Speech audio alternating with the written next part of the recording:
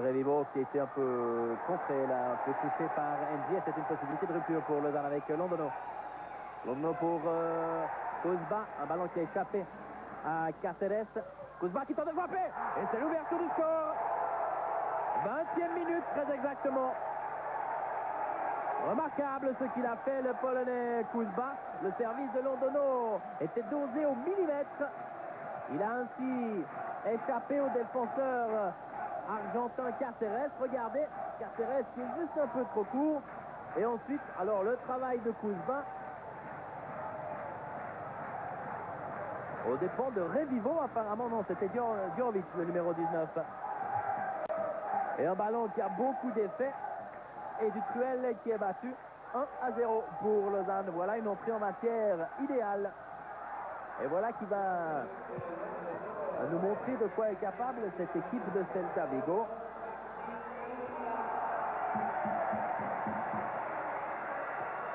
Mais pas immérité, Aurel, Rennes et Lausanne qui insiste. Carlin. Et c'est probablement un premier carton jaune. Alors, est-ce Juan Fran? C'est la Celades.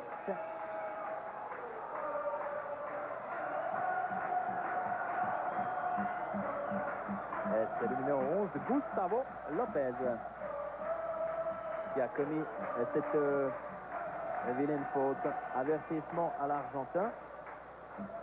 22e minute. C'est la traduction d'une certaine irritation, d'un certain énervement du côté espagnol. Et c'est un bon coup franc pour Lausanne, botté par le gaucher Diogo. Il n'est pas en jeu, Mazzoni. Et c'est 2-0. Et c'est 2-0. Les Espagnols lèvent les bras en vain. Il n'y a pas d'enjeu. 22e minute. Coup franc de Diogo. Et Mazzoni, on a pensé dans un premier temps qu'il avait manqué son affaire, Mazzoni. Le gardien du Cruel n'a pas bougé. Ouais, non, il touche le ballon juste ce qu'il faut, Mazzoni. C'est vraiment très, très habile. Joué tout en finesse. Et Revivo, le capitaine, qui s'en vient protester là-bas auprès du juge de ligne.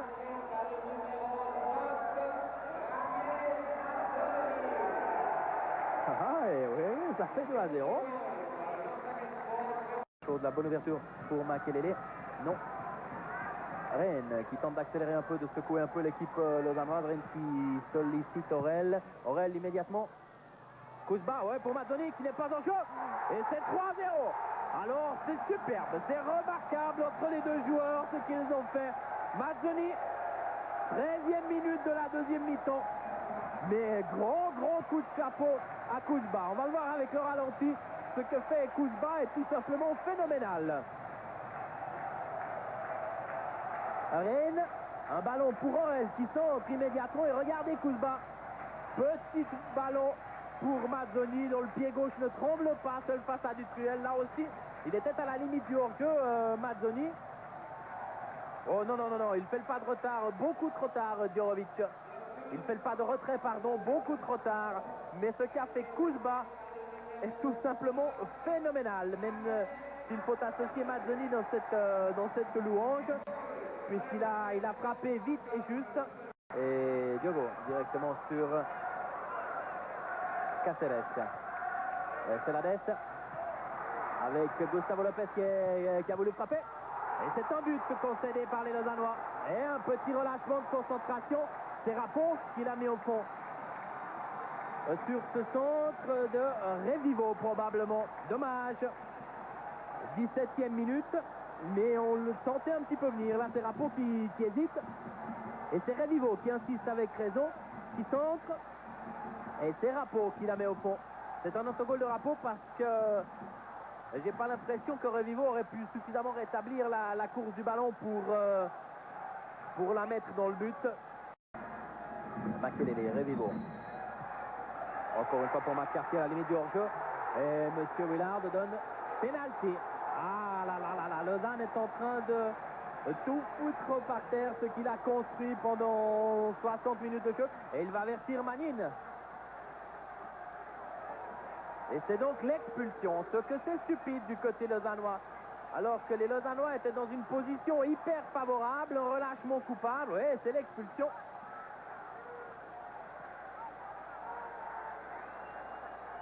Alors il commet une grosse bévue, l'arbitre, M. Willard, il commet une grosse bévue. Car s'il avertit Manine, à mon avis, Manine avait été averti en première période. Oui. D'ailleurs, on s'agite du côté du banc. Oui, Monsieur Willard qui est en train de consulter ses papiers.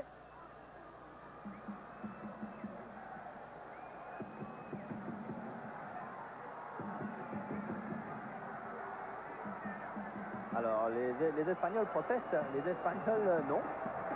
Est-ce moi qui me suis trompé en première période? Difficile à dire. Carpin. Et 3-2. 22e minute. Ah, un match dure 90 minutes et Lausanne a eu tort de croire qu'il était trop vite arrivé.